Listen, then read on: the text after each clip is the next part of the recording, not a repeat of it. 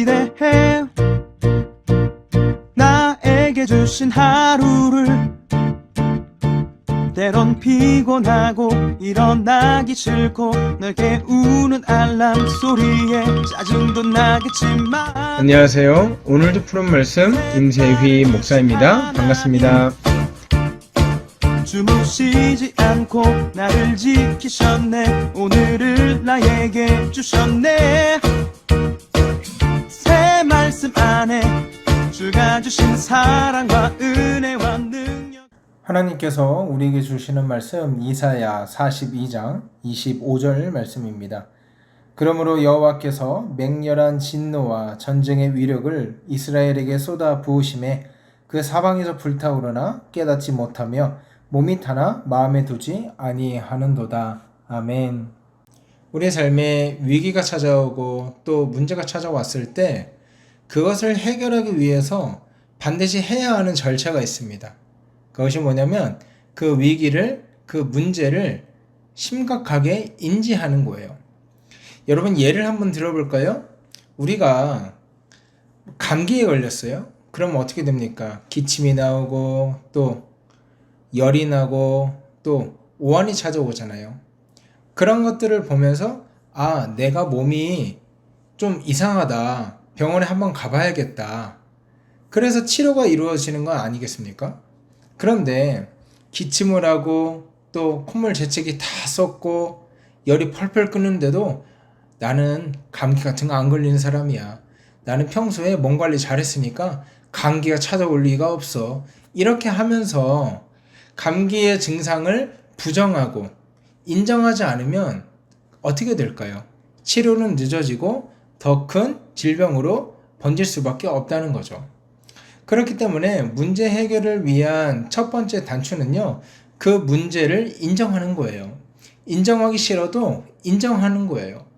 인식하고 그 심각성을 제대로 깨닫는 것, 그것으로부터 문제 해결을 시작할 수 있다는 것이지요. 여러분, 그런 의미로 본다면 오늘 본문이요, 우리에게 교훈하는 바가 참 큽니다. 오늘 본문은요, 하나님의 징계를 받으면서도 깨닫지 못하는 이스라엘의 영적 무감각을 신랄하게 지적하고 있습니다. 하나님께서요, 이스라엘을 향해서 맹렬한 진노와 전쟁의 위력을 쏟아 부으셨어요. 이 쏟아 부으셨다는 것은 하나님께서 바벨론을 통하여서 유다를 징계하신 것을 말합니다. 역사적으로 보면 유다는요, 바벨론으로부터 3번 공격을 받습니다. 첫 번째는 기원전 605년에 첫 공격을 받는데 이때 왕이 여호야김이에요. 여호야김. 좀 이게 헷갈리죠? 여호와도 아니고 여호야김이에요. 근데 이 왕과 귀족들을 포로로 다 끌고 가요. 그리고 두 번째로 기원전 597년에 다시 한번 침공을 합니다. 이때는요, 기술직들, 그러니까 뭐 전문직, 장인들을 다 포로로 잡아갔어요. 그리고 3차 침공이 기원전 588년에 있었는데 무려 2년 6개월 동안 예루살렘을 공격하고 결국 함락을 시켜요. 그러니까 기원전 586년에 함락이 되는 거죠. 우리가 여기서 주목해야 되는 것이 뭔지 아세요? 뭐 몇 년도에 함락되고 이게 중요한 게 아니고요. 바벨론이 유다를 3차례 공격하고 멸망시키는 동안 그거는 어떻게 보면 하나님이 이 유다 백성들에게 3번의 기회를 줬다는 건 아니겠습니까? 하나님이요, 택한 백성을 징계하고 택한 백성을 벌하실 때요, 처음부터 무섭게 때리는 법이 없습니다. 기회를 주세요. 얼마나 자비하시고 얼마나 인자하신 분입니까? 처음부터 무섭게 두드려 패는 분이 아니라 자비롭게 기회를 주시고 다시 한번 일어날 힘을 주시고 다시 한번 회개하고 돌이킬 기회를 주신단 말이에요.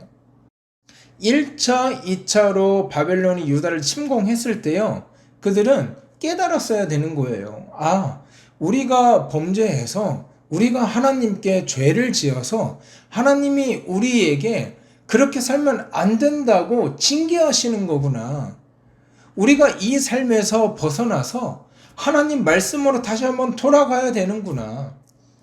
그들의 시련을 하나님의 징계인 줄 깨닫고 다시 한번 통회하는 마음으로 회개하고 다시 한번 순종하는 백성이 됐다면 이렇게 허무하게 멸망하지는 않았을 것입니다. 하지만 그들의 문제가 무엇이었습니까? 그렇게 징계를 받고도 살이 터지고 짓물르고 약을 발라주고 연고를 발라주려고 해도 하도 많이 징계를 받고 이리저리 터져가지고 약을 바를 자리조차 없는 이 이스라엘 백성들, 더 정확히 말하면 유다 백성들, 이렇게 징계를 허락하셨는데도 정신을 못 차리고 무감각한 상태에 빠져서 그것이 하나님의 징계인 줄도 깨닫지 못하는 게 이들의 문제였던 것입니다. 영적인 감각이 그들에게 조금이라도 있었다면, 살아 있었다면 1차 침공 때는 몰라도 2차 침공 때는 좀 회개했어야죠. 다시 한번 돌아갔어야죠. 순종하는 신용이라도 했어야죠. 하지만 그들은 그리하지 못했다는 것입니다. 왜요? 영적인 감각이 완전히 죽어 있었다는 것입니다. 심각한 위기가 닥쳐오고 있음에도 불구하고 영적인 감각이 완전히 사망했기 때문에 그 위기에서 탈출해야겠다는 생각을 전혀 못한 것입니다. 한마디로 말하면 좀비 같은 자들입니다. 좀비가 어때요? 살아있는 것처럼 보이나 이미 죽어있는 자들이잖아요.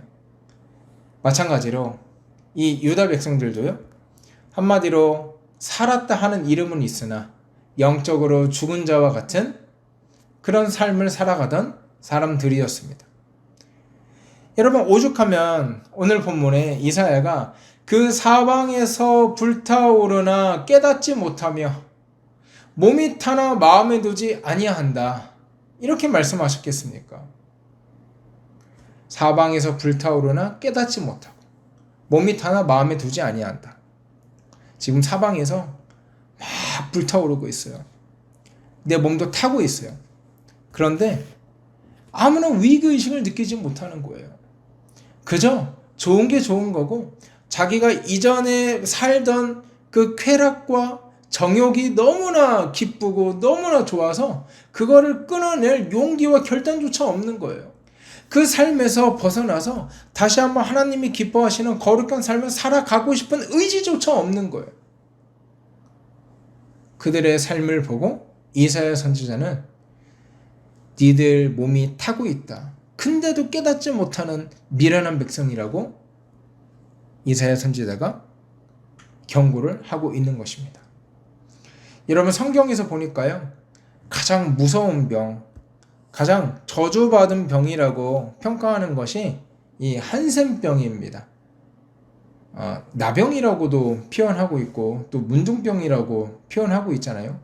근데 이 나병, 이 한센병, 이 병의 이제 가장 무서운 점은 고통이 없다는 거예요. 살이 다 썩어 문드러지는데도 고통을 몰라요. 그리고 결국 자기의 본래 모습을 다 잃어버린 채 죽음에 이르고 마는 것입니다. 그래서 성경에서 이 병을 가장 무시무시한 질병으로 여기는 거예요. 살이 떨어져 나가고 썩어 문드러지는데 죽음으로 가고 있는데 고통을 느끼지 못하고 심각성을 느끼지 못해요. 이런 마찬가지로요, 영적으로 죽어있는 사람들의 비참함이 이와 같다는 거죠. 하나님이 징계를 해도 그게 하나님의 징계로 받아들이지를 못해요. 단지 내가 운이 나빠서, 단지 내가 뭔가 잘 안 풀려서 이런 결과가 일어난 거라고 생각을 해요. 사실은 하나님이 날 너무 사랑해서 나에게 브레이크를 걸고 다시 한번 나에게 돌아오라는 사인을 끊임없이 주시는 건데, 영적으로 무감각한 인생들은요, 그것을 깨닫지 못한다는 것이죠. 끊임없이 죄를 지으면서 회개할 줄 모르고 징계를 당하면서 돌이킬 줄 모르는 사람이 여러분 결국 어디에 있겠습니까? 더 큰 죄, 더 심각한 범죄를 저지르다가 결국 하나님의 심판에 떨어지고 말 것입니다. 사랑하는 여러분, 우리가 살아가면서 가장 경계해야 할 일이 이와 같습니다. 사랑하는 여러분, 오늘 하루 살아가시면서 하나님이 내 인생 가운데 브레이크를 걸고 있거나 아니면은 나에게 뜨끔한 마음을 주시거나 아니면 내 마음을 불편하게 하시거나 아니면 다른 사람의 입술을 통해서 날 질책하시거나 아니면 다른 우리가 생각하지 못했던 현상들을 통해서 나에게 브레이크를 거시는 일이 있을 수도 있어요. 또 우리의 앞으로의 삶 가운데 그런 일이 있을 수가 있어요.